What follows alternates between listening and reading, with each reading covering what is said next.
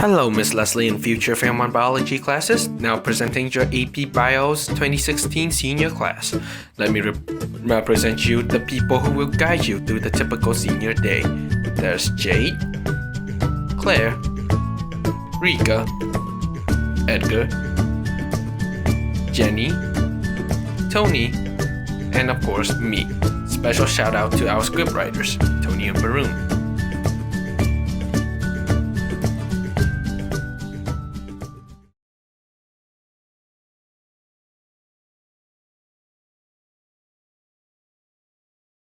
Good morning, Claire. It is 8 a.m. on a regular school day for us Fairmont seniors. We see you are now waking up as your internal clock is calling you up. This internal biological clock is called the circadian rhythm and regulates the timing for sleep us humans. The activity of this clock makes us sleepy at night and awake during the day. But in our case, it makes us sleepy during classes and awake when watching Netflix.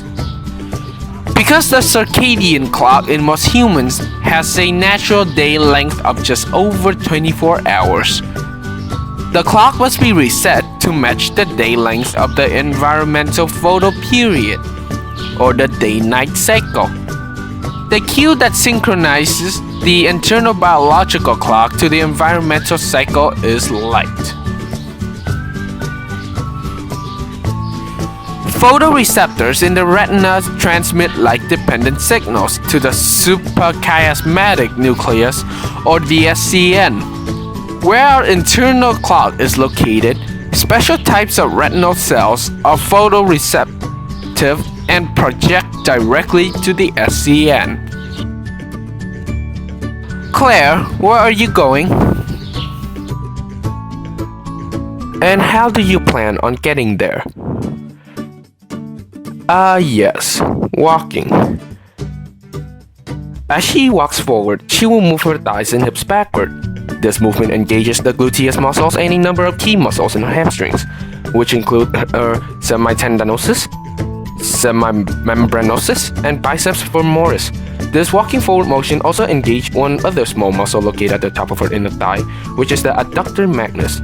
The second motion involved in walking is the action of moving her legs forward. This action engages all the major muscles in her thighs, including her quadriceps. These muscles are located in the front of her thighs, and this is also where another major muscle is engaged, her sartorius. This is the longest muscle in your body, and it stretches down from the top of your thigh, curving inside your thigh, ending at the inside part of the knee.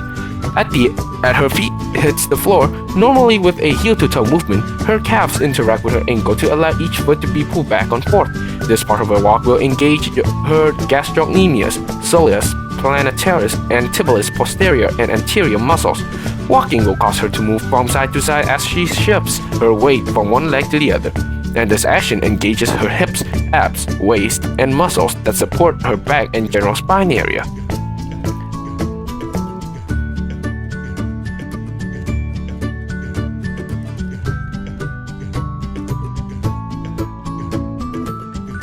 What's that? A sneeze? Her sneeze must be a reflex to some irritant. When irritants, such as germs, dust, pollens, and pollutants, infiltrate the nose lining, the brain sends a signal to get rid of it. As a result, the chest muscle tightens and pressure builds. The tongue pushes against the roof of the mouth, forcing breath to come out as fast through the nose for a achoo. Well, maybe it is the senioritis acting up. School can be a serious irritant to those suffering senioritis like Claire.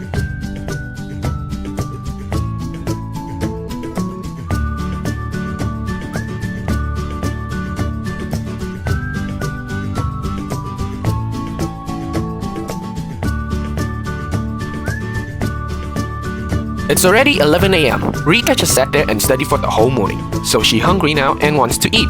Rika had pizza every day for the past few weeks. Let's see what she has today. Hi Rika, what do you have for lunch today? Chicken and rice. No pizza today? If we take a look into the microwave, we know that microwave ovens is heating the food from inside to outside using microwave, which lies between infrared and radio wave in the electromagnetic spectrum. As microwave is introduced to the oven, molecules in the food such as water, fat, and sugar get excited. Let's take water as an example. Due to an equal sharing of the electrons, water molecule has slightly positive charge on the hydrogen ends and slightly negative charge on the oxygen end. Influenced by the magnetic field created by the microwave, the polar water molecules start vibrating. This kinetic energy is then transformed into heat, resulting in an increase in temperature so that Rika gets warm food for her to eat lunch. Ooh, that looks good. Sorry Claire, you are wrong. She is having chicken and rice today. In the past few weeks, Claire learns that the ding sound of the microwave is connected to pizza. She used to smell pizza as a response to the normal stimulus, pizza, but now she is responding to the substitute stimulus, which is the sound of microwave. Even if Rika is not eating pizza, Claire can still feel like she smells pizza. Proteins, nucleic acids, and lipids. Obviously, our body cannot just use those polymers directly. In fact, our digestive system breaks up these polymers into monomers that we can absorb and use by ourselves. Claire, are you having salad today? Oh yes, the digestive system starts at the mouth. Salad enters Claire's mouth and gets breaking down mechanically by her teeth. At the same time, her salivary glands secrete enzymes that can chemically break down carbohydrates.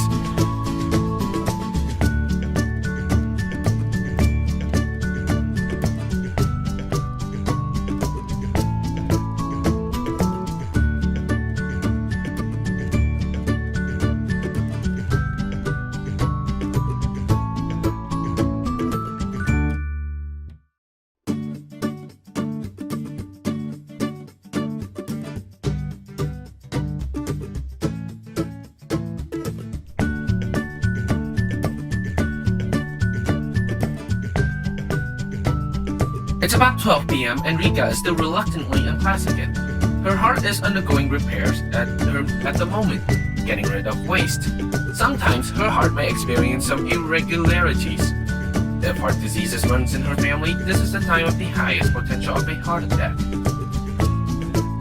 Just kidding, Rika. Since you are young, you are most likely not at risk of a heart attack. Go back to studying. Rika just ate chicken and rice, so let's look at the type of nutrient she gets from that.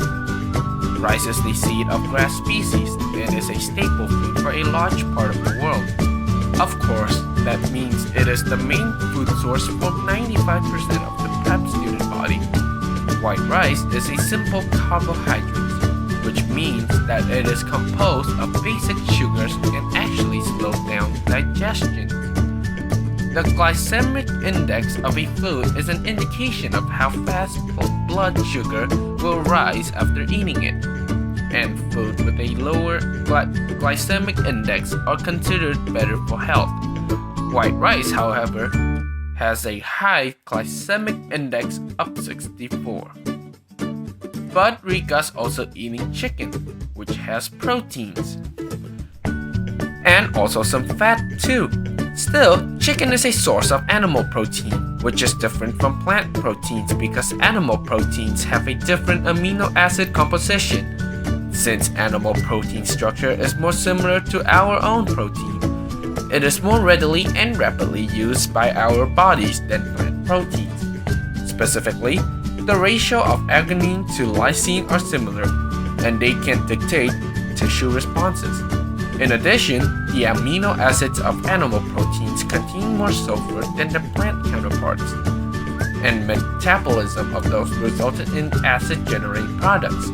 As a result, buffers are used to offset the decrease in pH, such as calcium. Good luck, Rika!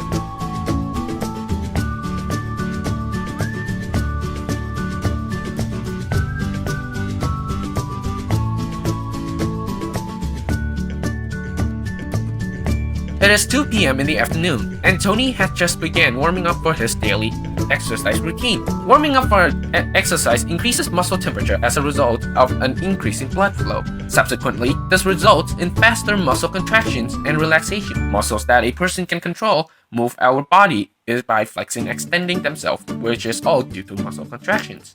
All steps related to muscle contractions which allows a person to perform motor tasks require one substance, ATP. Without ATP, muscle cannot relax and rather remain in their contracted form, causing what many athletes know as cramps. As Tony finishes his warm-up, he starts his mouth jog. This part of his exercise routine uses the process of aerobic respiration. In aerobic respiration, oxygen reacts with the chemical of glucose. The first stage of aerobic respiration is glycolysis. This occurs in the cytosol of a cell. Glycolysis energizes two electrons carrier molecules, breaks each molecule of glucose into two molecules of pyruvate, and produces two molecules of ATP. The next stage of aerobic respiration occurs in the mitochondria. Pyruvates enter a mitochondrion and enter the Krebs cycle.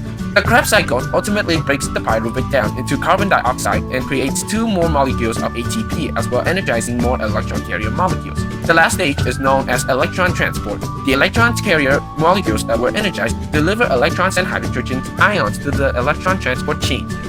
As the electrons pass down the chain, energy is released and used to make ATP.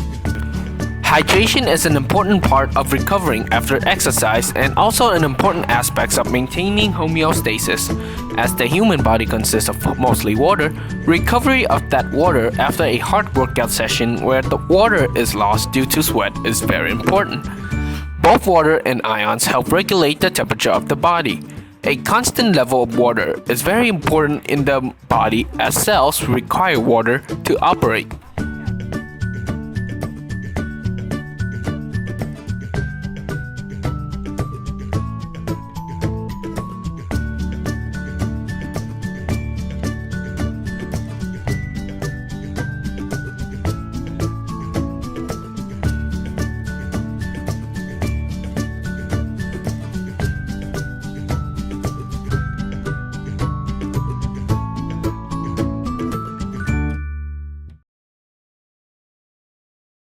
Stretch!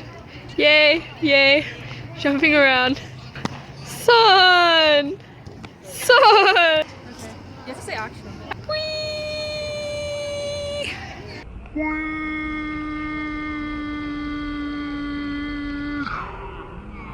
Action. Yes. Chew that, chew that. Now swallow it really dramatically. And then go like yum.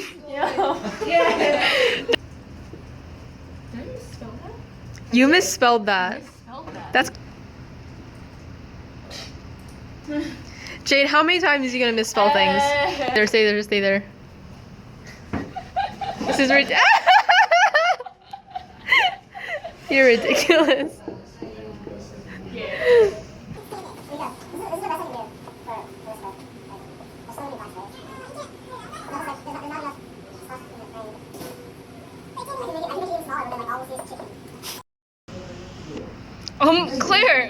Claire. This is comical.